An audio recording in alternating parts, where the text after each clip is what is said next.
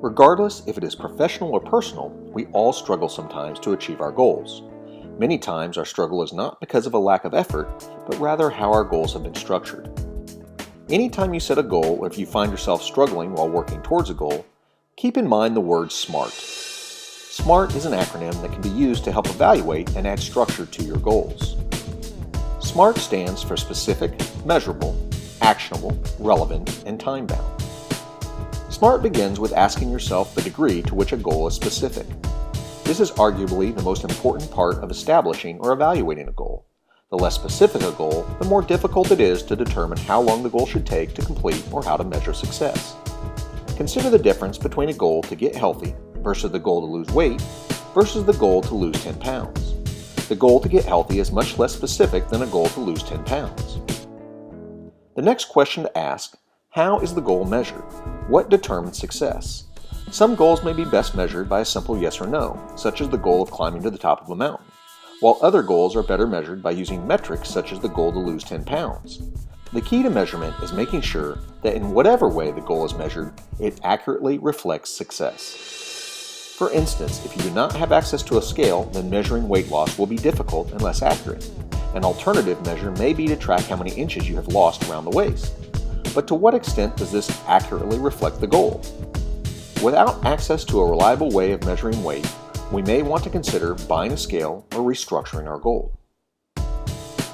Actionable is not asking yes or no, but how will the goal be achieved? What is our action plan? Do we have the resources and capabilities required to achieve success? If not, what are we lacking? Well-designed goals provide clarity of action. If the actions required to achieve a goal are unclear or there are a large number of actions that need to be taken, we should consider breaking down the main goal into manageable, actionable sub-goals.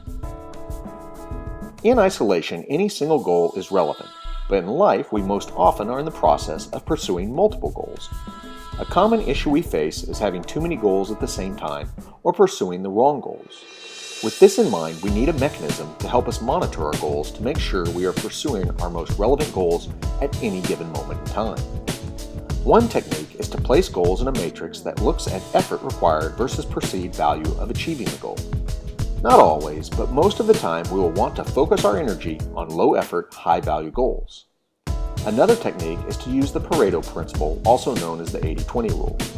Ask, which are the 20% of goals that will provide me with 80% of my return?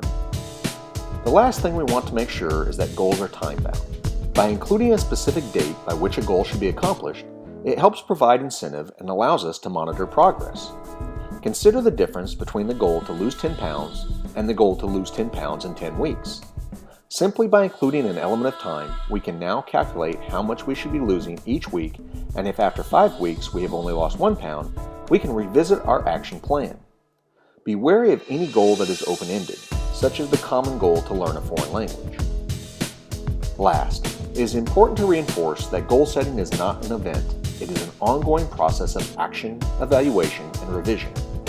It is not about lowering goals or standards to ensure success.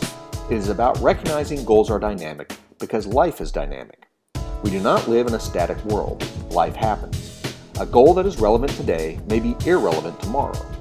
When using SMART, stay flexible and motivated by setting aside time to reevaluate your goals on a regular basis.